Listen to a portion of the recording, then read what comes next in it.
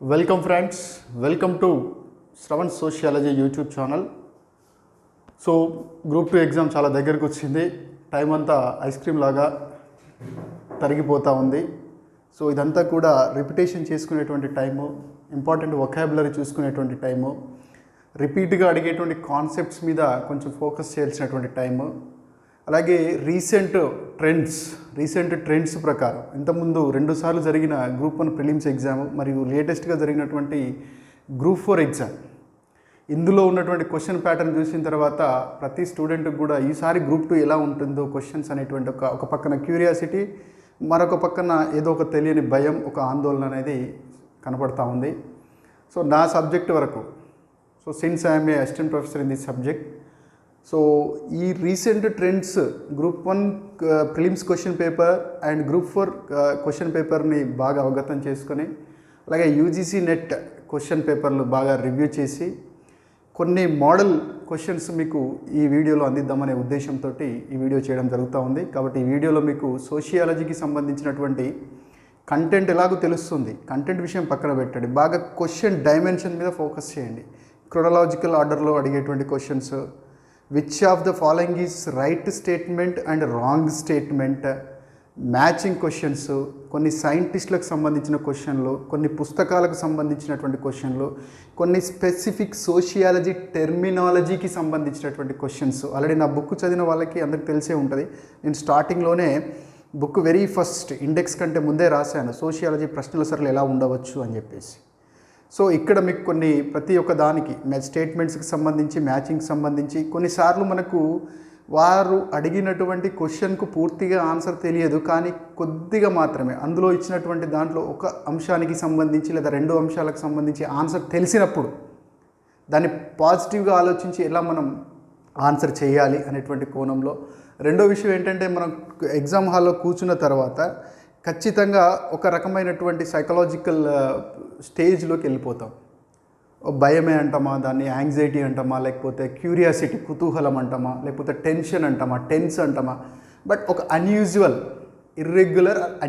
Psychological కండిషన్లోకి వెళ్ళిపోతాము. అలా వెళ్ళకుండా మీరు ఇంతకుముందు టెస్ట్ సిరీస్లు రాసినప్పుడు, మామూలుగా బుక్స్లో చూసి క్వశ్చన్స్ ప్రాక్టీస్ చేసినప్పుడు ఎంత క్యాజువల్గా, అంటే కేర్లెస్ కాదు, క్యాజువల్గా టెన్షన్ ఏం తీసుకోకుండా, బర్డెన్ ఏం తీసుకోకుండా ఉంటే ఎర్రర్ పర్సెంట్ అనేది తగ్గుతుంది. అండ్ అనదర్ ఇంపార్టెంట్ థింగ్ ఏంటంటే, ఒక క్వశ్చన్ చూడగానే ఎగ్జామినేషన్ హాల్లో ఇది నాకు రాదు అనేటువంటి స్టేటస్కి వెళ్ళిపోకండి. ఎందుకు రాదు చూద్దాం, 4 ఆప్షన్స్ ఉన్నాయి కదా, ఈ 4 ఆప్షన్స్లో కొంచెం కొన్ని మనకి సంబంధం లేని డిలీట్ చేద్దాం, కొంచెం ట్రై చేద్దాం అనేటువంటి ఒక పాజిటివ్ మైండ్ సెట్తో కనుక క్వశ్చన్ చూడాలి. క్వశ్చన్ చూడగానే ఇది నాకు రాదు అని నీకు ఎప్పుడైతే స్ట్రైక్ ఆఫ్ అవుతుందో, నీకు ఎప్పుడైతే ఆలోచన వస్తుందో, అప్పుడు నీ మైండ్ ఆలోచించే, దానికి సంబంధించిన ఆన్సర్ను ఆలోచించే కెపాసిటీని కోల్పోతుంది. ఇన్ని రోజులు చదివినా కదా, ఎందుకు రాదు, ఇందులో ఏముంది అసలు, ఇంకా 4 ఆప్షన్స్ ఏమున్నాయి, ఈ 4 ఆప్షన్స్లో దేన్ని తీసేద్దాం అని కొంచెం పాజిటివ్ డైమెన్షన్లో, ఆ పాజిటివ్ దృక్పథంతో ఉన్నప్పుడు ఇంకా కొన్ని ఎక్కువ ఆన్సర్స్, అంటే హాఫ్ ఛాన్స్ ఉన్నటువంటివి కూడా సరిగా ఆన్సర్ చేసేటువంటి అవకాశం ఉంటుంది, రైట్. సో కాబట్టి ఇప్పుడు మనకు ఈ ఇండియన్ సొసైటీకి సంబంధించి 50 క్వశ్చన్స్, అలాగే సోషల్ ఎక్స్క్లూజన్ రైట్స్ ఇష్యూస్లో కూడా ఒక 10 to 15 క్వశ్చన్స్ వచ్చే ఛాన్స్ ఉంటుంది. థర్డ్ జెండర్ మీద అడుగుతున్నాడు, సోషల్ ఎక్స్క్లూజన్ రైట్స్ ఇష్యూస్కి సంబంధించి డిజబుల్స్ మీద అడుగుతున్నాడు, వికలాంగుల మీద అడుగుతున్నాడు, వృద్ధుల మీద అడుగుతున్నాడు మరీ ముఖ్యంగా. సరే, ఇప్పుడు నేను మొత్తం ఎన్ని క్వశ్చన్ తీసుకోవడం జరిగిందంటే, ఓవరాల్గా ఎగ్జాంపుల్ తీసుకున్నాను. ఒక్కొక్క డైమెన్షన్, క్వశ్చన్ డైమెన్షన్, స్టేట్మెంట్స్ మీద ఒకటి, క్రోనలాజికల్ ఆర్డర్ మీద ఒకటి, స్కీమ్స్ మీద ఒకటి, బెనిఫిషరీస్ మీద ఒకటి. ఇది మొత్తం మీకు టెస్ట్ ఇది చదివితే సరిపోతుంది నేను అనట్లేదు. మీరు బుక్ చదివేటప్పుడు ఈ క్వశ్చన్ డైమెన్షన్ వచ్చే విధంగా కంటెంట్ ఒకసారి రివిజన్ చేసుకోండి, అది నేను చెప్పేది.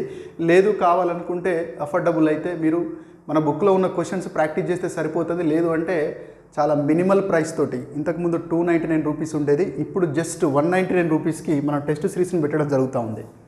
చాలామంది స్టూడెంట్స్ యొక్క రిక్వెస్ట్ మేరకు, అలాగే ఎగ్జామ్ టైం కూడా దగ్గరకు వచ్చింది కాబట్టి మేమేం చేసామంటే, యాక్చువల్గా టెస్ట్ సిరీస్ని లాంచ్ చేసినప్పుడు 299 రూపీస్కి టెస్ట్ సిరీస్ని లాంచ్ చేసినాం. కానీ చాలామంది స్టూడెంట్స్ ఏమంటున్నారు, మరి కొంచెం కాస్ట్ ఎక్కువ అనిపిస్తుంది సార్ అని చెప్తే 199 రూపీస్కే చేస్తున్నాము. ఈ 199 రూపీస్ టెస్ట్ సిరీస్ మీకు 2 months వ్యాలిడిటీ ఉంటుంది. 2 months వ్యాలిడిటీ ఉంటుంది. అట్ ద సేమ్ టైం దీని PDF రూపంలో మీరు చదువుకోవచ్చు. ఫర్ ఎగ్జాంపుల్ ఫస్ట్ ఒక టెస్ట్ రాశారు, 40 క్వశ్చన్లు, రాసిన తర్వాత మీ స్కోర్ చూసుకోవచ్చు. అలాగే 40 క్వశ్చన్లు వరుసగా పీడిఎఫ్ రూపంలో మీరు ఎప్పుడైనా చెక్ చేసుకోవచ్చు. ఒకసారి చెక్ చేసుకున్న తర్వాత మళ్ళీ సెకండ్ అటెంప్ట్కి మీరు వెళ్ళొచ్చు. టెస్ట్ సిరీస్ సెకండ్ అటెంప్ట్కి మీరు వెళ్ళొచ్చు. సో ఆ టెస్ట్ సిరీస్ కావాలనుకుంటే మీరు శ్రవణ్ సోషియాలజీ అనేటువంటి యాప్ ఉంటుంది గూగుల్ ప్లే స్టోర్లో. శ్రవణ్ సోషియాలజీ అనే యాప్ ఉంటుంది, ఇది డౌన్లోడ్ చేసుకోండి. అలాగే ఈ నెంబర్కి మీరు కాంటాక్ట్ అవ్వండి. ఎవరైనా డిజబుల్ స్టూడెంట్స్ కనుక ఉంటే మేము కొంచెం డిజబుల్ స్టూడెంట్స్ని ఎంకరేజ్ చేయాలనే ఉద్దేశంతో వాళ్ళకు స్పెషల్గా ఎంకరేజ్ చేస్తున్నాము. ఎవరైనా ఉంటే కాంటాక్ట్ అవ్వచ్చు డిజబుల్ స్టూడెంట్స్ ఉంటే. సో శ్రవణ్ సోషల్ యాప్ను గూగుల్ ప్లే స్టోర్ నుంచి డౌన్లోడ్ చేసుకుంటే మీకు ఫుల్ టెస్ట్ సిరీస్ లభిస్తుంది. సరే, వాట్ ఎవర్ మీరు జాయిన్ అవ్వకపోయినా that's is up to you. ఇక్కడ విషయం ఏంటంటే ఈ క్వశ్చన్ డైమెన్షన్ మాత్రం అర్థం చేసుకునేటువంటి ప్రయత్నం చేయండి. వీడియో చివరి వరకు చూడండి, ఆన్సర్ ఎలా అనలైజ్ చేస్తున్నానో చూడండి. Okay, so my first question is, ఈ క్రింది వాణిలో భారతీయ సమాజానికి సంబంధించి సరి అయిన వాక్య, ఇది బాగా చదవండి దయచేసి, సరి అయిన వాక్య అంటున్నాడా, సరి కాని వాక్య అంటున్నాడా? సరి అయిన వాక్య అంటున్నాడా, సరికాని వాక్య అంటున్నాడా? ఇది చాలా ఇంపార్టెంట్. మనం ఓవర్లుక్లో స్పీడ్గా వెళ్ళినప్పుడు, నేను గ్రూప్ 1 ఎగ్జామ్ ప్రిలిమ్స్ జరిగినప్పుడు రెండోసారి ఎంఎస్ స్వామినాథన్ బదులు ఎంఎస్ విశ్వనాథన్ అని ఇచ్చాడు. చాలామందికి తెలిసే ఉంటుంది స్టూడెంట్స్కి. ఎంఎస్ విశ్వనాథన్ అని ఇచ్చాడు. అక్కడ ఆన్సర్ ఏంటి? హరిత విప్లవం ఎంఎస్ స్వామినాథన్. ఓవర్లుక్లో చాలామంది తప్పు పెట్టారు. అలాగే బుజ్జి భూకంపం ఏమన్నాడు? మనకు రిపబ్లిక్ డే రోజు అన్నాడు, ఆగస్ట్ రోజు అన్నాడు. స్వతంత్ర దినోత్సవం అన్నాడు, ఆగస్ట్ 15 అన్నాడు. అది జరిగింది రిపబ్లిక్ డే రోజు. సో కాబట్టి ఇట్లా ఓవర్లుక్లో మనం మిస్ అయ్యేటువంటి ఛాన్స్ ఉంటుంది. సో కాబట్టి పదాలను జాగ్రత్త, క్వశ్చన్ బాగా చదవండి. ఈ క్వశ్చన్లో మనకి ఏమి ఇచ్చాడు? సరికాని వాక్య, సరి అయిన వాక్యాలు అంటున్నాడు. ఫస్ట్ది, భారతీయ సమాజం సజాతీయమైనది. సజాతీయమైనది అంటే అర్థం ఏంటంటే ఒకే రకమైన లక్షణాలు ఉన్నాయి భారతీయ సమాజంలో. సామాజిక పరంగా, సాంస్కృతిక పరంగా, మతపరంగా అందరూ ఒకే రకమైన లక్షణాలను కలిగి ఉన్నారు. ఫర్ ఎగ్జాంపుల్, మనం ఒక గిరిజన తండాకి వెళ్ళినట్టయితే అందరూ ఒక జాతికి చెందిన గిరిజనులు అందరూ ఒకే గ్రామంలో నివసిస్తారు. చెంచులు ఒక పెంట వాళ్ళ గ్రామం, అక్కడికి పోతే వేరే వాళ్ళకి కనపడరు, చెంచులు మాత్రమే కనపడతారు మోస్ట్లీ. అలాగే ఒక గూడెం, దాన్ని కోయలు నివసించే ప్రదేశం అంటాం, కోయగూడెం అంటాం. అలాగే మనం ఒక సింగపూర్ స్టేట్కి వెళ్ళినట్టయితే almost more or less equal culture కనపడుతూ ఉంటుంది. ఇప్పుడు మనం పాకిస్తాన్కి వెళ్ళామనుకోండి, అందరిలో ఒకే రకమైనటువంటి కల్చర్, వేషధారణ కావచ్చు, ఆహారం కావచ్చు, పూజా విధానం కావచ్చు. సో ఇక్కడ మరి భారతదేశంలో అలా కనుకంటే కల్చరల్గా కానీ, ఆక్యుపేషనల్గా కానీ, లేకపోతే రిలీజియస్ పరంగా కానీ, క్యాస్ట్ పరంగా కానీ అందరూ ఒకే రకమైన లక్షణాలను కలిగి ఉంటే అప్పుడు దాన్ని హోమోజీనస్ సొసైటీ, హోమోజీనస్ అని పిలుస్తాం. తెలుగులో అయితే సజాతీయమైనది అంటే అందరూ ఒకే రకమైనటువంటి లక్షణాలను కలిగి ఉన్నారంటాం. కాబట్టి ఇండియన్ సొసైటీ సజాతీయమైందా? కాదు. పదాలు ఇంపార్టెంట్. అలాగే ఇండియన్ సొసైటీ ఈజ్ హెటిరోజీనస్. హెటిరో అంటే విజాతీయమైనది, ఒకటి కంటే ఎక్కువ లక్షణాలు అంటే భిన్నమైనది. ఇక్కడ డైవర్సిటీ అనే పదం వాడకుండా ఏం వాడుతున్నాడు? హెటిరోజీనస్ అనే పదం వాడుతున్నాడు. సో కాబట్టి దిస్ ఈజ్ రైట్ ఆన్సర్. అలాగే Indian society contains the uniformity, not unity అనట్లేదు. యూనిటీ వేరు, యూనిఫార్మిటీ వేరు. యూనిటీ అంటే వేరు, యూనిఫార్మిటీ అంటే వేరు. యూనిటీ, యూనిఫార్మిటీ రకరకాల లక్షణాలు ఉన్నప్పటికీ కూడా అందరూ కలిసి ఉంటే దాన్ని యూనిటీ అంటాం. లేదా ప్రజలందరూ ఒకే రకమైన లక్షణాలను కలిగి ఉంటే దాన్ని యూనిఫార్మిటీ అంటాం. ఇక్కడ ఏమన్నాడు? యూనిఫార్మిటీ ఉందన్నాడు. భారతదేశంలో యూనిఫార్మిటీ లేదు, డైవర్సిటీ ఉంది. అలాగే ఇండియన్ సొసైటీ కంటైన్స్ హెటిరోజెనిటీ. ఇక్కడ హెటిరోజీనస్ అన్నాడు, మళ్ళీ సేమ్ అదే ఇచ్చాడు. హెటిరోజెనిటీ అంటే కూడా బహురూపకత, రకరకాల కల్చర్స్, రకరకాల లివింగ్ స్టైల్స్, రకరకాల రిలీజియన్స్, రకరకాల ఆక్యుపేషన్స్, రకరకాల రేసెస్ ఉన్నాయి. కాబట్టి ఇది కూడా కరెక్టే. కాబట్టి ఇందులో ఆన్సర్ ఏంటి? బి మరియు డి. అంటే ఈ క్వశ్చన్ బట్టి మీరు ఏమర్థం చేసుకోవాలి? వొకాబులరీ, డిఫరెంట్ వొకాబులరీ, సినోనిమ్స్ వాడచ్చు. డైవర్సిటీ అనే పదం స్థానంలో ఇక్కడ హెటిరోజీనస్ అనే పదం వాడాడు. అండ్ నెక్స్ట్ బుక్ మీద వచ్చిన ఒక క్వశ్చన్ చూడండి. Who is the author of the book caste in Indian politics? Rajni Kothari. Rajni Kothari కులముకి మరియు రాజకీయాలకి మధ్య ఉన్నటువంటి సంబంధాల వల్లే కులం అనేది కులతత్వంగా మారుతుంది అని కూడా మీరు కామెంట్ చేశారు. బుక్స్ అండ్ ఆథర్స్ మీద another question. And this is matching questions. చూడండి, ఇక్కడ మీకు మ్యాట్రిలోకల్ అంటే ఏంటో తెలవాలి, ఎమిటేట్ అంటే తెలవాలి, యాంబిలోకల్ అంటే ఏంటో తెలవాలి, ప్యాట్రిలోకల్ అంటే తెలవాలి. ఇక్కడ ఏమన్నాడు చూడండి, నాట్ కరెక్ట్లీ అన్నాడు. కరెక్ట్లీ మ్యాచ్డ్ అనలేదు. పదాలు చూడాలి. సరిగ్గా జతపరచని, పరిచిన అంటే కథమే. ఇక్కడ చా బదులు చీ పెడితే ఆన్సర్ మారుతుంది. జతపరచని అన్నాడు, సరిగ్గా జతపరచని. సో ఇక్కడ చూసినట్టయితే పత్ని స్థానిక, మ్యాట్రీ లోకల్, వివాహం తర్వాత అమ్మాయి వాళ్ళ ఇంటి దగ్గర, మాతృస్వామ్య వ్యవస్థ ఉన్న దాంట్లో ఇది మనకు కనపడుతూ ఉంటుంది. పత్ని స్థానిక కుటుంబం ఒక ఎగ్జాంపుల్ ఇచ్చాడు, తోడాస్, ఇది కరెక్ట్, నీలగిరి ప్రాంతంలో నివసించే తోడాస్. ఇక్కడ నేను తోడాస్ ఎగ్జాంపుల్ ఇచ్చిన. రేపొద్దున తోడాస్ కాకుండా లడాఖీ బోటీలు ఇవ్వచ్చు, హిమాలయ కాసాలు ఇవ్వచ్చు, కేరళ నాయర్లు ఇవ్వచ్చు, మేఘాలయ గారోలు ఇవ్వచ్చు, ఏదైనా ఇవ్వచ్చు. ఒక ఎగ్జాంపుల్ నేను ఇక్కడ ఇవ్వడం జరిగింది. సో అయితే ఇక్కడ మనకు అడిగింది ఏంటిది, which of the following is not correctly matched. కరెక్ట్గా మ్యాచ్ చేయందని మనం ఐడెంటిఫై చేయాలి. కరెక్ట్గా మ్యాచ్ చేశాడు కాబట్టి దీంతో మనకు సంబంధం లేదు, కరెక్ట్గా మ్యాచ్ చేశాడు కాబట్టి దీంతో మనకు సంబంధం లేదు, వదిలేయండి. రెండోది ఏమంటున్నాడు, అమిటేట్ ఫ్యామిలీ, పితృశ్వ స్థానిక కుటుంబం. పితృశ్వ అంటే అర్థం ఏమిటో తెలవాలి. పితృశ్వ అంటే ఏంటి, అమిటేట్ అంటే ఏంటో తెలవాలి. సో అమిటేట్ అంటే ఏం లేదు, ఒక ఉమెన్కి గనక when women has command authority over her brothers childrens, ఒక మహిళ తన యొక్క సోదరుని పిల్లల పైన అధికారాన్ని కలిగి ఉండేటువంటి కుటుంబాన్నే మనం పితృశ్వ స్థానిక కుటుంబం అంటాం. సో దీనికి example Ashanti tribes, it is also correct. So కాబట్టి దీన్ని కూడా మనం ఆన్సర్గా సెలెక్ట్ ఇది కరెక్ట్ మ్యాచ్ చేసింది కాబట్టి దీన్ని మనం ఆన్సర్గా సెలెక్ట్ చేయకూడదు. అలాగే యాంబీ లోకల్, ఉభయ స్థానిక కుటుంబం, అంటే అక్కడ నివసిస్తారు ఇక్కడ నివసిస్తారు, దీనికి అపినయ ట్రైబ్స్, ఇది కూడా కరెక్టే కాబట్టి ఇది కూడా ఆన్సర్ కాదు. చివరిది ఏంటిది, ప్యాట్రీ లోకల్, పతి స్థానిక, వివాహం తర్వాత అబ్బాయి వాళ్ళ ఇంటికాడ నివాసం ఉండేటువంటిది. కాసా ట్రైబ్స్ అన్నాడు, కాసా ట్రైబ్స్లో పత్ని స్థానిక ఉంటుంది, పతి స్థానిక ఉండదు, ఎందుకంటే వీళ్ళు కూడా మాతృవంశీయ కుటుంబాన్ని బహుభర్తత్వాన్ని పాటించేటువంటి తెగ కాబట్టి ఇక్కడ నాట్ అనేది కరెక్ట్ చదివితే మీరు ఆన్సర్ అనేది కరెక్ట్గా చేసేటువంటి అవకాశం ఉంటుంది. అండ్ ద నెక్స్ట్ వన్, ఇది స్టేట్మెంట్ క్వశ్చన్స్ కూడా జాగ్రత్తగా చదవాలి. స్టేట్మెంట్, భారతదేశానికి హిందూ సమాజానికి కులం ఉక్కు కవచంలాగా పనిచేస్తుంది అని చెప్పింది ఎవరు, లేకపోతే భారతదేశం మతాల ప్రయోగశాల, జాతుల ప్రదర్శనశాల అన్నది ఎవరు, సాంప్రదాయ ఉమ్మడి కుటుంబం అనేది జాయింట్ స్టాక్ కంపెనీ అన్నది ఎవరు, లేదా సాంప్రదాయ ఉమ్మడి కుటుంబం అనేది గ్రేట్ హోమ్ అని పిలిచింది ఎవరు, లేదా వివాహము కుటుంబము అనున్నవి ఒకే నాణానికి ఉన్నటువంటి బొమ్మ మరియు బొరుసు లాంటివి అని చెప్పింది ఎవరు, అలాగే మతం అనేది మత్తుమందు మరియు ఉపశమనకారిని కూడా అన్నది ఎవరు. కొన్నిసార్లు వ్యక్తుల మీద అడగచ్చు కామెంట్, కొన్నిసార్లు కమిషన్ల మీద కూడా అడగచ్చు. సో మతము రాజకీయాలు కలిసినప్పుడే మతతత్వం వస్తుంది అని చెప్పింది ఎవరు, లేకపోతే ఇక్కడ రజనీష్ కొఠారి గారు చెప్పినట్టు కులము ప్లస్ రాజకీయాలు కలిసినప్పుడు కులతత్వం వచ్చిందని చెప్పింది ఎవరు, రజనీష్ కొఠారి. అలాగే మతము ప్లస్ రాజకీయాలు కలిసినప్పుడు మతతత్వం వచ్చిందని చెప్పింది ఎవరు, మదన్ కమిషన్ ఆ స్టేట్మెంట్ ఇచ్చింది. ఆ స్టేట్మెంట్ చాలా ఇంపార్టెంట్. సో హియర్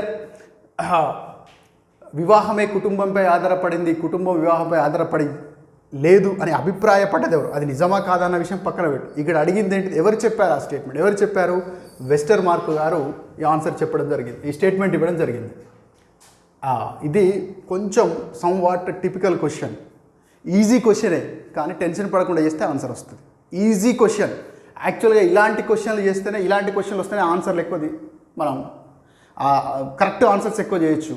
ఇలాంటి క్వశ్చన్స్ వచ్చినప్పుడు కొంచెం సీనియర్ స్టూడెంట్స్, ఇంతకుముందు ఎగ్జామ్స్ అపియర్ అయినటువంటి స్టూడెంట్స్ ఈజీగా చేస్తారు.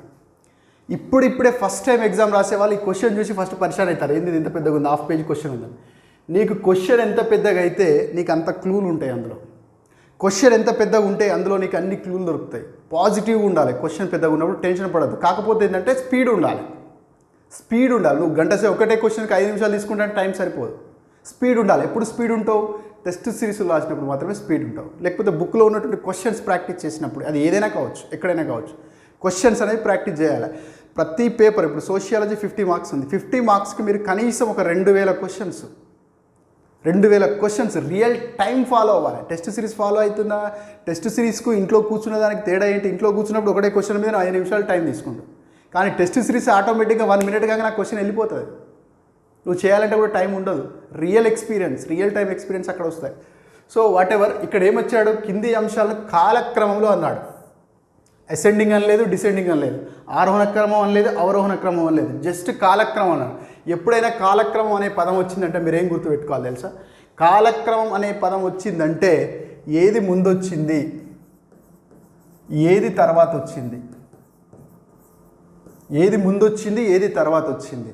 కాబట్టి కాలక్రమంలో మీరు చూడాలి. ఇది కాలక్రమంలో అమర్చాలంటే నీకు ఈ 4 ఆన్సర్ తెలవాలి. నీకు 4 ఆన్సర్ తెలిసినప్పుడు ఆటోమేటిక్గా 2 నిమిషాల్లో నువ్వు కాలక్రమంలో అమరుస్తావు. సో ఇక్కడ ఫస్ట్ ఏం ఇచ్చాడు, national draft policy on women 2016వ సంవత్సరంలో రూపొందించారు. ఇంకా ఇంతవరకు ఇది ఫైనల్ కాలేదు, డ్రాఫ్ట్ పాలసీ రూపంలోనే ఉంది. తర్వాత ఏమిచ్చాడు, న్యూ బార్న్ యాక్షన్ ప్లాన్ ఇచ్చాడు. ఇది 2014వ సంవత్సరంలో India new born action plan ఇచ్చాడు. కొన్నిసార్లు అడుగుతాడు India new born action plan ఇట్లా అంటాడు. ఇందులో బి అంటే ఏంటి, ఎన్ అంటే ఏంటి, లేదా దీని ఫుల్ ఫామ్ ఏంటి, లేదా ఇది ఎవరికి సంబంధించింది, శిశువుల, బాలల, వృద్ధుల, వికలాంగుల. న్యూ బార్న్ యాక్షన్ ప్లాన్ అంటున్నామంటే తల్లి, మాత మరియు శిశువులకు సంబంధించింది, వృద్ధులకు సంబంధం లేదు. ఇన్ని రకాలుగా అడగవచ్చు. సో ఇక్కడ ఏదైనా సరే పాలసీలు కానీ చట్టాలు కానీ ఫుల్ ఫామ్ గుర్తుపెట్టుకోవాలి. అది ఎవరికి సంబంధించితో గుర్తుపెట్టుకోవాలి, సంవత్సరం గుర్తుపెట్టుకోవాలి. కొన్నిసార్లు చట్టాలకు కూడా ట్యాగ్ లైన్స్ ఉంటాయి. జూనల్ జస్టిస్ యాక్ట్ ఉందండి. జూనల్ జస్టిస్ యాక్ట్ యొక్క ట్యాగ్ లైన్ ఏంటి, best interest of the children. కొన్నిసార్లు ట్యాగ్ లైన్స్ కూడా గుర్తుపెట్టుకోవాలి. So India new born action plan 2014లో వచ్చింది. అలాగే నేషనల్ చార్టర్ ఆఫ్ చిల్డ్రన్ 2003వ సంవత్సరంలో తీసుకొచ్చారు. జాతీయ బాల కార్మిక విధానం 1987లో తీసుకొచ్చారు. ఇలా నీకు క్లియర్గా 4 ఆన్సర్ చెప్పినప్పుడు తెలిసినప్పుడు ఆటోమేటిక్గా ఏది ముందు వచ్చింది, ఏది తర్వాత వచ్చిందో చెప్తావు. సో ఇందులో ఏది ముందు వచ్చింది, జాతీయ బాల కార్మిక విధానం ముందు వచ్చింది. దాని తర్వాత నేషనల్ చార్టర్ ఆఫ్ చిల్డ్రన్, దాని తర్వాత India new born action plan, తర్వాత జాతీయ మహిళా ముసాయిదా విధానం. సో ఇలా కాకుండా ఫర్ ఎగ్జాంపుల్ నీకు ఒక్కటే తెలుసు, ఏం తెలుసు, జాతీయ బాల కార్మిక విధానం చాలామందికి తెలిసి ఉంటుంది 1987. దీని తర్వాత ఇది తెలిసి ఉంటుంది చాలామంది స్టూడెంట్స్కి, 50% స్టూడెంట్స్కి. మిగతా 2 తెలియలేదు. కానీ ఈ రెండింటినైనా ఆధారంగా చేసుకొని మీరు ఆన్సర్ చేయాలి. ఇందులో ఏది ఉండాలి, ఖచ్చితంగా ముందు 4 అనేది ఉండాలి. ఇక్కడ 4 ఉంది.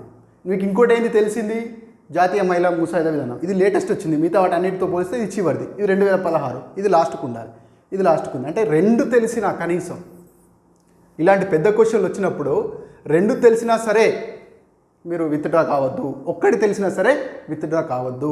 ఇది కాలక్రమానికి సంబంధించి. రేపు పొద్దున కాలక్రమానికి సంబంధించి ఇదే కాకుండా డిఫరెంట్ క్వశ్చన్స్ కూడా అడగచ్చు. ఫర్ ఎగ్జాంపుల్ 4 స్కీమ్స్ ఇస్తాడు, ఎన్ఆర్హెచ్ఎం,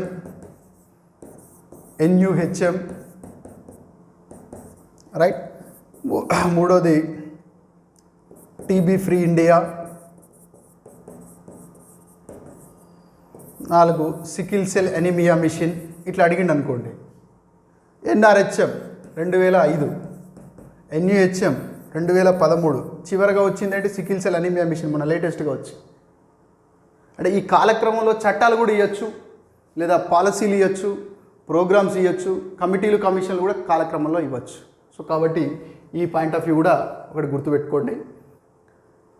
అనదర్ వన్ ఆల్సో సరియైన కాలక్రమంలో అమర్చండి. ఇంతకుముందు మనం చూసినప్పుడు కాలక్రమంలో అమర్చండి అన్నప్పుడు నేను 2 క్వశ్చన్లు ఎందుకు ఇచ్చానంటే కేవలం 4 అంశాలు తీసుకొని కాలక్రమంలో అమర్చన్నాడు. ఇది వెరీ సింపుల్. ఇక్కడేమంటున్నాడు, సరియైన కాలక్రమంలో అమర్చింది గుర్తించండి అన్నాడు. ఈ 4 వేరు. ఇక్కడేమిచ్చాడు, అనైతిక కార్యకలాపాల నిరోధక చట్టం, ఆనంద్ వివాహ చట్టం, సరోగసి చట్టం, వివాహిత ముస్లిం మహిళా హక్కుల చట్టం. వెంటనే మళ్ళీ అవే ఆప్షన్స్ ఇవ్వలేదు, వేరే ఆప్షన్స్ ఇచ్చాడు. హిందూ దత్త చట్టం, కర్మగారాల చట్టం, దేవదాసి చట్టం, వరకట్న నిషేధ చట్టం. ఇక్కడేమిచ్చాడు, మళ్ళీ హిందూ వివాహ చట్టం, ప్రత్యేక వివాహ చట్టం. అంటే ఇక్కడ ఒక్కొక్క ఆప్షన్లో 4 చట్టాలు ఇచ్చి ఆ 4 చట్టాలని ఒక ఆర్డర్లో పెట్టాడు. ఆ ఆర్డర్ సరియైన కాలక్రమంలో ఉందా లేదా అని అడుగుతున్నాడు. ఇంతకుముందు దాంట్లో కేవలం 4 ఇచ్చాడు, 4 ఇచ్చి ఆర్డర్లో పెట్టమన్నాడు. కానీ ఇక్కడ ఆయనే ఆర్డర్లో పెట్టాడు, ఒక ఆర్డర్లో పెట్టాడు. ఆ ఆర్డర్ సరి అయిందా కాదా అని అడుగుతున్నాడు. ఓకే, సో ఇందులో మనం చూసినప్పుడు రైట్. సో ఇట్లాంటివి చూసినప్పుడు మీరు టెన్షన్ పడద్దు, కూల్గా ఆలోచించాలి. కూల్గా ఆలోచించి మీరు ఆన్సర్ చేయాలి. కూల్గా ఆలోచించి ఆన్సర్ చేస్తే ఖచ్చితంగా మీకు ఆన్సర్ చేసేటువంటి అవకాశం ఉంటుంది. ఈ అనైతిక కార్యకలాపాల నిరోధక చట్టం మనకి 1956వ సంవత్సరంలో వచ్చింది. ఆనంద్ వివాహ చట్టం అంతకంటే ముందు ఎప్పుడో 1909వ సంవత్సరంలోనే వచ్చింది. అంటే దాని అర్థమైంది, కాలక్రమంలో అన్నాడు ఇది ముందు ఉండాలి, తర్వాత ఉండాలి. అంటే ఇక్కడ మీరు వేరే వాటిని చూడాల్సిన పని లేదు, అక్కడ వదిలేయండి దాన్ని. ఇది ముందుండి ఇది తర్వాత ఉండాలి. కానీ ఆనంద్ వివాహ చట్టం తర్వాత వచ్చింది, ముందు ఉంది. కాబట్టి ఈ ఆప్షన్ వదిలేసేయండి ఇంకా, రైట్. అలాగే ఇక్కడేమన్నాడు, హిందూ దత్త చట్టం 1956. అలాగే కర్మాగారాల చట్టం 1948. ఇక్కడ కూడా కర్మాగారాల చట్టం ముందు రావాలి, తర్వాత రావాలి. కాబట్టి ఇంకా మిగతా 2 ఆప్షన్స్ మీకు చూడాల్సిన అవసరం లేదు, ఇంకా వదిలేసేయండి. అలాగే నెక్స్ట్ సి ఆప్షన్ ఇచ్చాడు. సి ఆప్షన్ ఇచ్చాడు హిందూ వివాహ చట్టం 1955, ప్రత్యేక వివాహాల చట్టం 1872, పోక్సో చట్టం 2012, పంచే చట్టం లైంగిక వేధింపుల నిరోధక చట్టం 2013. ఇక్కడ కూడా ఆర్డర్ మిస్ అయింది. 1872 ముందు ఉండాలి, ఇది తర్వాత రావాలి. ప్రత్యేక వివాహ చట్టాన్ని చాలాసార్లు సవరించారు, బట్ ఫస్ట్ వచ్చింది 1872. సో ఇది కూడా కాదు ఆన్సర్. సో కాబట్టి మీరు బ్లైండ్గా లాస్ట్ ఆన్సర్కి వెళ్ళిపోవచ్చు మిగతా మూడింటి గురించి తెలిస్తే. సో ఇక్కడ కూడా కొంతమంది స్టూడెంట్స్కి డౌట్ రావచ్చు, సార్ బాల న్యాయ చట్టం 2015 కదా, పోక్సో చట్టం 2012 కదా, నిర్భయ చట్టం 2013 కదా, సరోగసి 2021 కదా. ఈ మూడు కరెక్ట్ ఆర్డర్లోనే ఉన్నాయి. కానీ బాల న్యాయ చట్టం ముందెందుకు ఉంది మరి అంటే, బాల న్యాయ చట్టం ఫస్ట్ తయారు చేసింది 1986లో. జూనియర్ జస్టిస్ యాక్ట్ని 1886లో ఫస్ట్ టైం బాల న్యాయ చట్టం తీసుకొచ్చారు. అప్పటి నుంచి చాలాసార్లు మార్చారు, అమెండ్ చేశారు, చివరికి 2015లో సమగ్రంగా మార్చారు. సో కాబట్టి ఇక్కడ మీరు అర్థం చేసుకోవాల్సింది ఏంటంటే, 4 ఇచ్చి ఆర్డర్లో పెట్టమని అడగచ్చు, లేదా ఆయన ఒక ఆర్డర్లో పెట్టి ఏది కరెక్ట్ ఉందో అని అడగచ్చు. దీనికి అడిషనల్ ఏంది మళ్ళీ, అసెండింగ్ ఆర్డర్ అడగచ్చు, డిసెండింగ్ ఆర్డర్ అడగచ్చు, ఆరోహణ క్రమం అడగచ్చు, అవరోహణ క్రమం కూడా అడిగే ఛాన్స్ ఉంటుంది. ఇది మీ ఏదో భయపెట్టాలని కాదు, ఇలాంటి క్వశ్చన్స్ వస్తున్నాయి. మీకు అందరికీ తెలుసు, గ్రూప్ 1లో 2 సార్లు ప్రిలిమ్స్లో ఇలాంటి క్వశ్చన్లు అడిగారు, గ్రూప్ 4 ఎగ్జామ్స్లో కూడా ఇలాంటి క్వశ్చన్సే అడిగారు. సో ఇది sociology related current affairs. The sickle cell anaemia elimination mission aims to end sickle cell anaemia by which year? 2047. ఇది డైరెక్ట్ క్వశ్చన్. 2047 కల్లా సికిల్ సెల్ అనీమియాని అంతరించాలని చూసుకున్నారు. యాక్చువల్గా ట్రైబ్స్లో మనకు సికిల్ సెల్ అనీమియా భారతదేశంలో అధికంగా కనపడుతుంది. అది కూడా మధ్యప్రదేశ్ రాష్ట్రంలో ఉన్నటువంటి గిరిజనులకు అత్యధికంగా సికిల్ సెల్ అనీమియా వస్తున్నది. రైట్. సో కరెంట్ అఫైర్స్ సంబంధించినవి కూడా ఇక్కడ మళ్ళీ స్టేట్మెంట్లు ఇచ్చాడు. సరి అయిన వాక్య అంటున్నాడు. సరి అయిన వాక్యే కావచ్చు, సరి అయిన వాక్యలు కావచ్చు. ఒకటి కావచ్చు, ఒకటే కరెక్ట్ కావచ్చు, ఒకటి కంటే ఎక్కువ కరెక్ట్ కావచ్చు, 4 కరెక్ట్ కావచ్చు, 2 కావచ్చు, 3 కావచ్చు, ఒకటే కావచ్చు. రైట్. సో ఇందులో చూద్దాం సరి అయిన వాక్య. ఇదైతే క్లియర్ మనకు, సరి అయిన వాక్య అంటున్నాడు. సో ఇందులో చూద్దాం. ఇక్కడ కొన్నిసార్లు ఈ స్టేట్మెంట్లో కూడా షార్ట్ ఫామ్స్ ఇస్తారు. ఆ షార్ట్ ఫామ్స్ కూడా మనం డీకోడ్ చేసేటట్టు ఉండాలి. ఇక్కడ ఏమన్నాడు, పీడబ్ల్యూడి యాక్ట్ అన్నాడు, అంటే పర్సన్స్ విత్ డిజబిలిటీ యాక్ట్ 1995. వికలాంగులకు సంబంధించి మొట్టమొదటిసారిగా వచ్చినటువంటి పూర్తి సమగ్రమైన హక్కుల చట్టం పర్సన్స్ విత్ డిజబిలిటీ యాక్ట్ 1995లో వచ్చింది. రైట్. సరే. సో ఇక్కడ ఇదేమంటున్నాడు, పీడబ్ల్యూడి యాక్ట్ ప్రకారం 7 రకాల డిజబిలిటీస్ ఉన్నారు అన్నాడు. So this is right. అలాగే ఆర్పీడబ్ల్యూడి కొంచెం ట్విస్ట్ ఇచ్చాడు. పీడబ్ల్యూడి యాక్ట్ అనకుండా ఇక్కడ ఏమనాలి, మనం ఏమనుకోవాలి, ఇది rights of the persons with decibels. ఈ రెండు సేమే, rights of the person with disability. ఈ చట్టాన్నే 2016లో సవరించారు. సవరించినప్పుడు ఏం చేశారు, చాలా విషయాలు మార్చారు. అందులో బాగా వికలాంగులను 21 రకాలుగా గుర్తించారు. సో ఇది కూడా correct answer. And again third option ఏముంది, వికలాంగుల జనాభా ఉత్తరప్రదేశ్ నందు అధికంగా కలదు. This is also right answer. నేను ఒక చిన్న సజెషన్ ఇస్తున్నాను. ఏదైనా సరే నేరాల రేటు కానీ, జనాభా కానీ, ఇట్లాంటి అంశాలు మీకు ఆన్సర్ అస్సలు తెలియదు అనుకుంటే బ్లైండ్గా ఉత్తరప్రదేశ్ పెట్టండి. కేంద్రపాలిత ప్రాంతంలో పరంగా అయితే ఢిల్లీ పెట్టండి. అది ఆన్సర్ కరెక్ట్గా తెలియనప్పుడు, ఏదో రాయి వేద్దాం అనుకున్నప్పుడు ఉత్తరప్రదేశ్ మీద వేయండి, రాయి వేద్దాం అనుకున్నప్పుడు ఢిల్లీ మీద వేయండి. ఓకే, ప్రతిసారి కాదు. ఇక నాకు తెలియదు, అది ఖచ్చితంగా 100% తెలియదు అనుకున్నప్పుడు. సో అలాగే ఆప్షన్ డి ఏమి ఇచ్చాడు, వికలాంగుల జనాభా మహారాష్ట్ర నందు అధికంగా కలదు. This is wrong answer. So కాబట్టి ఏ మరియు బి మరియు సి. రైట్. వికలాంగుల మీద క్వశ్చన్ ఉంటుంది, డిజబుల్స్ మీద క్వశ్చన్ ఉంటుంది, థర్డ్ జెండర్ మీద క్వశ్చన్ ఉంటుంది, వివాహ రూపాల మీద క్వశ్చన్ ఉంటుంది, వివాహ నియమాల మీద క్వశ్చన్ ఎప్పటికైనా ఉండే ఛాన్స్ ఉంటుంది. థర్డ్ జెండర్ మీద మనకు కళ్ళ ముందు కనబడ్డాయి 2 క్వశ్చన్లు. మహిళలపై హింస మీద క్వశ్చన్ ఉండే ఛాన్స్ ఉంటుంది. సరోగసి చట్టం కొత్తగా వచ్చింది, దాని మీద క్వశ్చన్ ఉండే ఛాన్స్ ఉంటుంది. అలాగే సవరించిన బాల కార్మిక నిషేధ చట్టం కొత్తగా వచ్చింది కదా, అడాల్సెంట్ వర్కర్స్ అని కొత్తగా తీసుకొచ్చారు, దాని మీద క్వశ్చన్ ఉండే ఛాన్స్ ఉంటుంది. మణిపూర్ హింసలో మైటీ తెగ మీద క్వశ్చన్ వచ్చేటువంటి ఛాన్స్ ఉంటుంది. సో మనం వివాహ రూపాలు అన్నీ చదువుతున్నాం. ఇప్పుడు కొత్తగా సెల్ఫ్ మ్యారేజ్, ఆటోగమి అనే కాన్సెప్ట్ వచ్చింది, అది అడగచ్చు. లేదా థియోగమి అనే కాన్సెప్ట్ వచ్చింది, అది కూడా అడగచ్చు. సరే, వివాహానికి సంబంధించిన వొకాబులరీ మీద మళ్ళీ ఒక వీడియో చేస్తాను నేను. సో ఇదంతా కూడా మన శ్రవణ్ సోషియాలజీ యాప్లో పెడతాము, ఓపెన్గా యూట్యూబ్లో పెట్టేస్తాము. ఎవరైనా కావాలనుకుంటే ఈ టెస్ట్ సిరీస్ ఇలాంటి స్టాండర్డ్ క్వశ్చన్స్తో కూడినటువంటి టెస్ట్ సిరీస్ మీరు చేయాలనుకుంటే శ్రవణ్ సోషియాలజీ యాప్ డౌన్లోడ్ చేసుకుంటే అట్ మినిమల్ ప్రైస్ జస్ట్ 199 రూపీస్కి మీకు ఇప్పుడు ఈ టెస్ట్ సిరీస్ని కొద్ది కాలం పాటు అందించబోతున్నాము. ఇలా చెప్పినందుకు ఆంధ్రప్రదేశ్ స్టూడెంట్స్ ఏమనుకుంటారు, మాకు 299 పెట్టారు, తెలంగాణ వాళ్ళకి 199 పెట్టారంటే తెలంగాణ వాళ్ళకి జస్ట్ 45 డేస్ మాత్రమే ఎగ్జామ్ ఉంది. వాళ్ళ తర్వాత యూజ్ చేసుకుంటారు, అంత యూజ్లెస్. తర్వాత to be frank exam point of view అనేది మిస్ అయిపోతుంది. సో ఇక్కడ 2 months కాబట్టి ఇంటర్నెట్ హ్యాండ్లింగ్ ఛార్జెస్ కానీ ట్యాక్సెస్ కానీ తగ్గుతాయి, యాప్ ఛార్జెస్ కానీ తగ్గుతాయి. అందువల్ల ఆ రేటు రావడం జరిగింది. అంతే తప్ప ఎవరికైనా ఏ స్టూడెంట్కైనా ట్రీట్ చేయడం జరుగుతుంది. సో ఇక్కడ మ్యాచ్ ద ఫాలోయింగ్ కరెక్ట్లీ అన్నాడు. ఇక్కడ ఏమి ఇచ్చాడు, షార్ట్ ఫామ్స్ ఇచ్చాడు. అంటే నువ్వు ఈ షార్ట్ ఫామ్స్కి ఆన్సర్ తెలిసి ఉండాలి. ఏమి ఇచ్చాడు మరి, ఈ షార్ట్ ఫామ్స్కి ఆన్సర్ తెలిసినప్పుడు ఇవి చట్టాల, పాలసీల, సంస్థల, రైట్. ఇక్కడ for example match the following అనకుండా ఈ క్రింది వాటిని అంటే వికలాంగులకు సంబంధించిన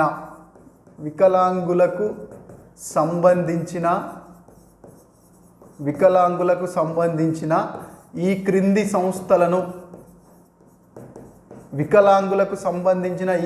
సంస్థలను సరిగ్గా జతపరచండి అని క్వశ్చన్ క్లియర్గా ఉందనుకో, మనకు అక్కడే సగం ఆన్సర్ తెలిసిపోతుంది. ఇది వికలాంగులే అట్రా బాబు, వికలాంగులు అంటే RC, rehabilitation council of India, NIMHANS, national institute of mental health and neurological science, NIEPMD, national institute of empowerment of persons with multiple disability అనేది మనకి ఇక్కడే క్లూ వస్తుంది. కానీ ఇక్కడ ఏం ఇచ్చాడు, అట్లా ఏమీ లేదు, ప్లేన్గా ఇచ్చేసాడు క్వశ్చన్స్. అంటే వీటిని చూడగానే, ఈ అబ్రివేషన్స్ చూడగానే నీకు ఏం గుర్తు రావాలి, ఇవన్నీ వికలాంగులై అనేది నీకు చదివినప్పుడు గుర్తుంటుంది. సో ఇక్కడ NIOH అంటే ఆర్థోపెడికల్లీ హ్యాండిక్యాప్డ్, కాబట్టి ఎవరు, చలన వైకల్యం. అలాగే రిహాబిలిటేషన్, అంటే ఇక్కడ రిహాబిలిటేషన్ కౌన్సిల్ ఆఫ్ ఇండియా అంటే పునరావాసం. NIMHANS, national institute of mental health and neurological science, mental health అంటున్నాం కాబట్టి మానసిక.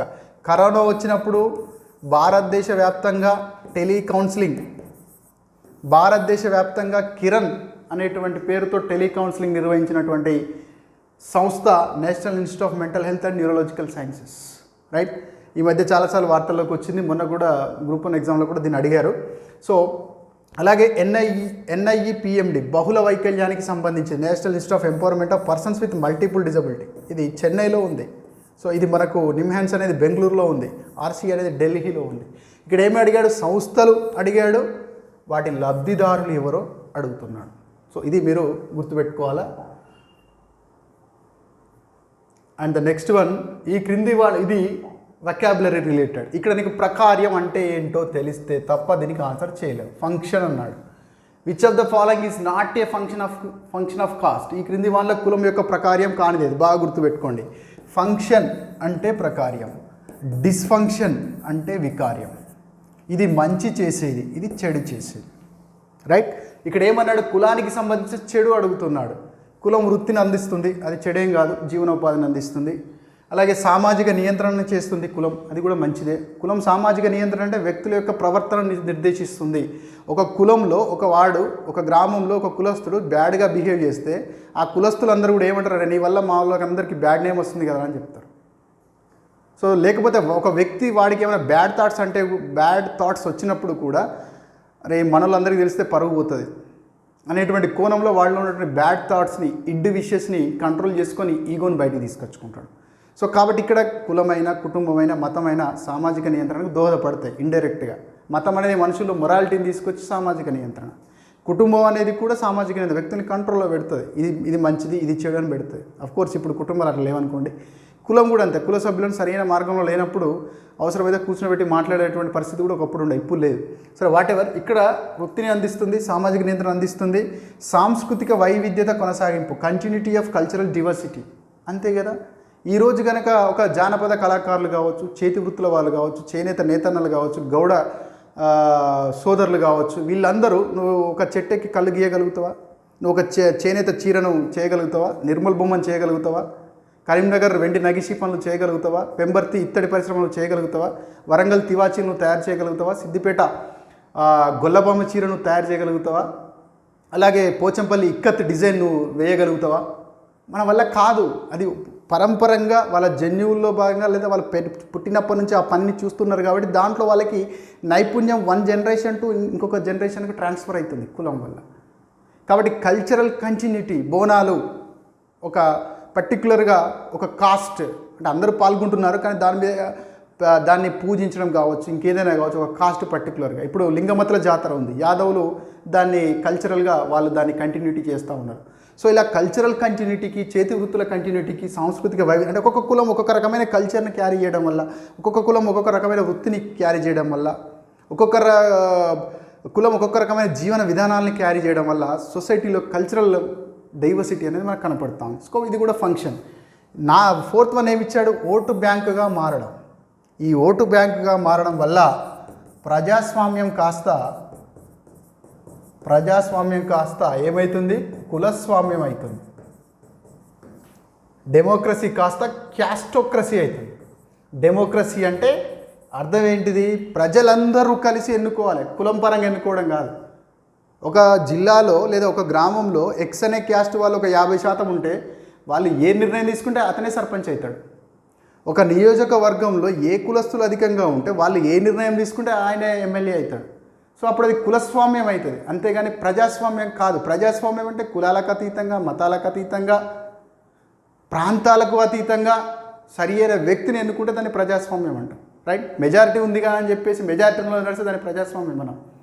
సో ఈ యొక్క గ్రూపిజం అనేది, పొలిటికల్ గ్రూపిజం అనేది, పొలిటికల్ లాబింగ్ అనేది, పొలిటికల్ పోలరైజేషన్ ఆఫ్ ఓట్స్ అనేవి కాస్ట్ బేస్డ్గా జరుగుతూ ఉన్నాయి, తర్వాత రిలీజియన్ బేస్డ్గా కూడా జరుగుతూ ఉన్నాయి. So that is different subject. But ఇక్కడ కులం అనేది ఓటు బ్యాంక్గా మారడం అనేది కులాల మధ్య సంఘర్షణకు దారితీస్తాయి.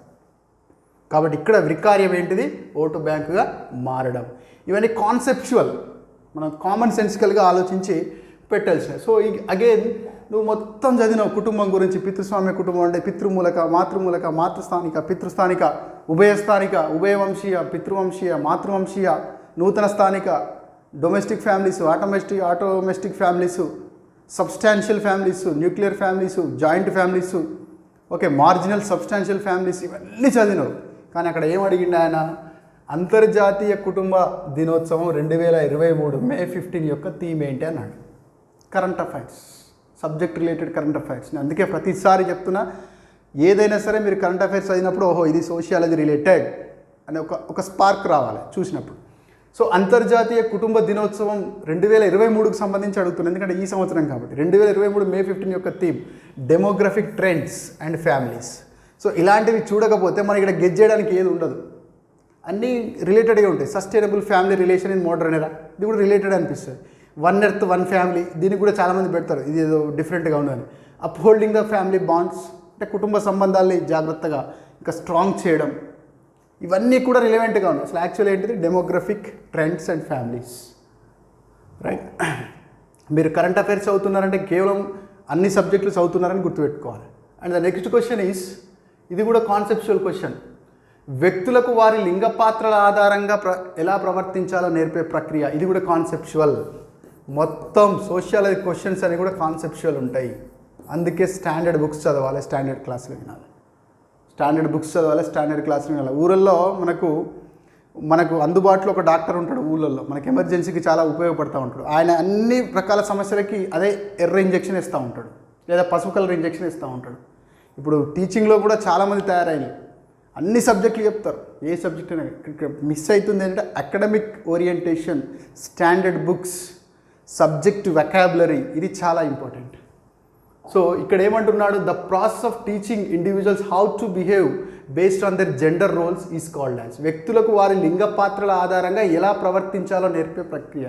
నువ్వు అమ్మాయివి కాబట్టి ఇలా ఉండాలి, అబ్బాయివి కాబట్టి ఇలా ఉండాలి. అమ్మాయి కాబట్టి ఎక్కువ నవ్వొద్దు సౌండ్ వచ్చే విధంగా, అబ్బాయి కాబట్టి ఇంట్లో కూర్చోవద్దు బయటికి పోవాలి, అమ్మాయి కాబట్టి 6 కల్లా ఇంటికి రావాలి, అబ్బాయి కాబట్టి అబ్బాయి 12 వరకు ఇంటికి వచ్చినా వాడే వస్తలే అడ్డగాడదు అంటారు. అదే అమ్మాయి 6 వరకు రాకపోతే, ఫోన్ చేస్తే ఫోన్ నెంబర్ స్విచ్ ఆఫ్ వస్తే ఆ కుటుంబంలో ఉండే టెన్షన్ ఎట్లా ఉంటుంది? రైట్? అక్కేమో డిగ్రీ చదువుతూ ఉంటుంది, తమ్ముడేమో ఇంటర్మీడియట్ చదువుతూ ఉంటాడు. అక్కకు సెక్యూరిటీగా తమ్ముడు, ఈ యొక్క 7th క్లాస్ డిగ్రీ చదివే అక్కకి సెక్యూరిటీగా 7th క్లాస్ చదివే తమ్ముడు పోవాల్సినటువంటి పరిస్థితి. అంటే ఇక్కడ ఉన్నటువంటి ప్యాట్రియార్కల్ వాల్యూస్, ఈ ప్యాట్రియార్కల్ వాల్యూస్ వల్ల, పితృస్వామ్య మేల్ డామినేటెడ్ వాల్యూస్ అండ్ పితృస్వామ్య విలువల వల్ల మహిళల పట్ల ఉన్నటువంటి డిస్క్రిమినేషన్, స్టిగ్మా అట్లా ఉంది. కాబట్టి కుటుంబాలు ఏం చెప్తున్నాయి? నువ్వు ఆడపిల్లవు కాబట్టి ఇలా ఉండాలి, నువ్వు మగపిల్లవాడు కాబట్టి ఇలా ఉండాలి అని మనం జాగ్రత్తలో బాగానే చెప్పుకుంటున్నాం.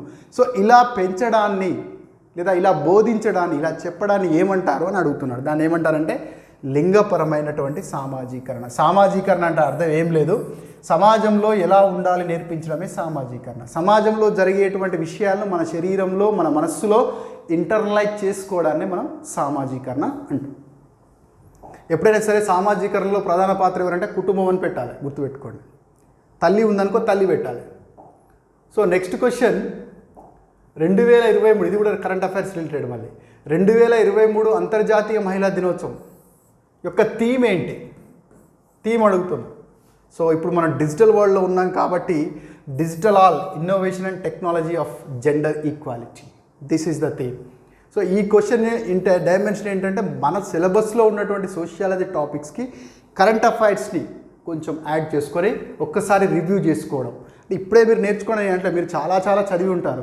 మీరు చదివిన దానికి సర్ప్లస్గా ఉండడం కోసం, మీరు చదివిన దాన్ని ఒక కొద్దిగా రిఫ్రెష్ చేసుకొని ఇంకా ఏ డైమెన్షన్లో చూడాలి ర్యాపిడ్గా, అందుకోసమే ఈ టెస్ట్ సిరీస్ అన్నమాట. సో ఈ క్రింది వాళ్ళలో సరి అయిన వాక్యాలు, మళ్ళీ స్టేట్మెంట్కి సంబంధించి అడిగాడు. సరి అయిన వాక్యాలు అంటున్నాడు, బాగా చూడండి. సరి అయిన వాక్యాలు అంటున్నాడు. సో తన యొక్క కులాన్ని అమితంగా ఇష్టపడడం కులతత్వం కాదు. నీ కులాన్ని నువ్వు ఇష్టపడవచ్చు, తప్పేం లేదు. ఇతర కులాల పట్ల చిన్న చూపును కలిగి ఉండడమే కులతత్వం, దిస్ ఈజ్ రైట్ స్టేట్మెంట్. కులం కొంతవరకు ప్రయోజనకారిగా ఉంటుంది, రైట్, కానీ కులతత్వం విద్వేషభరితమైనది, దిస్ ఈజ్ ఆల్సో రైట్. కులం ఎక్కడ ప్రయోజనంగా ఉంది? కులము అంటే కులం నీకు వృత్తినిచ్చింది కదా, కులం నీకు బంధుత్వాన్ని ఇచ్చింది కదా, ఒక కులంలో నీకు కల్చరల్ వాల్యూస్ ఇస్తుంది కదా, కులం నీకు హ్యాండిక్రాఫ్ట్స్ని ఇచ్చింది కదా, కులం నీకు ఈస్థెటిక్ వాల్యూస్ ఉన్నటువంటి కళాకారులను ఇచ్చింది కదా. అలాగే కుల సంఘాల ద్వారా ఎవరైనా కుల సభ్యుడికి అన్యాయం జరిగినప్పుడు కుల సంఘాలను నచ్చి కూడా నీకు సపోర్ట్ చేస్తున్నాయి కదా, హక్కుల ఉల్లంఘన జరిగినప్పుడు. సో ఇవన్నీ ఈ డైమెన్షన్లో చూసినప్పుడు కుల సంఘాలు సపోర్ట్ చేస్తున్నాయి, బాగానే ఉంది. మరో డైమెన్షన్లో చూసినప్పుడు ఓటు బ్యాంక్గా మారుతుంది. సో వాట్ ఎవర్, కులం కొంతవరకు ప్రయోజనకారి, కానీ కొన్ని డైమెన్షన్లో అంటరానితనం, ఇట్లాంటి డైమెన్షన్లో చూసినప్పుడు కులం అనేది వినాశనకారిగా ఉంటుంది. కులతత్వం ఇది కూడా కరెక్ట్ స్టేట్మెంటే. అలాగే కుల గర్వం, నీ కులాన్ని నువ్వు ప్రేమిస్తే తప్పులేదు, కానీ నా కులమే గొప్పది అనే కాన్సెప్ట్ ఉన్నప్పుడే ఇతర కులాల పట్ల చిన్న చూపు వస్తాయి. కాబట్టి ఈ మూడు స్టేట్మెంట్స్ కరెక్ట్, రైట్. సో ఇట్లాంటివి చూసుకోవాలి. So this is all about these sample questions, and again I will come again with some more questions. Time ఎంతవరకు ఆలో చేస్తే అంతవరకు క్విక్ రివ్యూ ఇస్తా. సోషియాలజీ, వివాహం ఉందనుకోండి ఒక 40 పదాలు, కుటుంబం ఒక 40 పదాలు, కులతత్వం ఒక 10 పదాలు, అలాగే ఇంపార్టెంట్ సంక్షేమ పథకాలు, ఇంపార్టెంట్ చట్టాలు ఎలా గుర్తుపెట్టుకోవాలి, పాలసీలు ఎలా గుర్తుపెట్టుకోవాలి, రైట్. ఎథ్నిసిటీ నుంచి ఎలాంటి క్వశ్చన్స్ రావచ్చు, థర్డ్ జెండర్ నుంచి క్విక్ రివ్యూ ఇచ్చేటువంటి ప్రయత్నం చేస్తాను. మ్యాక్సిమం పాసిబుల్గా ఉండేటువంటి ప్రయత్నం చేస్తాం అందుబాటులో. అయితే ఇక్కడ మీరు చేయాల్సింది ఏంటంటే, ఎవరైనా అఫోర్డబుల్ అనుకుంటే 199 రూపీస్కి మనం Indian society test series AP వాళ్ళకి, టీఎస్ వాళ్ళకి వేరు ఏపీటీఎస్ కలిపి పెట్టట్లేదండి, గుర్తుపెట్టుకోండి. వేరు టెస్ట్ సిరీస్ ఉంది. ఇంగ్లీష్ మీడియంలో, తెలుగు మీడియంలో బైలింగ్వల్ మెథడ్లో ఉంటుంది. సో ఇప్పటిదాకా మీరు ఓపికగా చూసినందుకు ఎంతో కొంత మీకు యూజ్ అవుతుందని నేను అనుకుంటున్నాను. సో దాంతోపాటు ఈ యొక్క పీడిఎఫ్ని కింద మేము డిస్క్రిప్షన్లో ఇవ్వడం జరిగింది, యాప్ లింక్ని కూడా డిస్క్రిప్షన్లో ఇవ్వడం జరిగింది. ఎవరైనా యాప్ కావాలనుకున్న వాళ్ళు యాప్ డౌన్లోడ్ చేసుకోవచ్చు. ఈ డిస్క్రిప్షన్, ఈ వీడియో, ఈ క్వశ్చన్స్ కావాలనుకున్న వాళ్ళు పీడిఎఫ్ని కూడా మీరు డైరెక్ట్గా డౌన్లోడ్ చేసుకోవచ్చు. Thank you.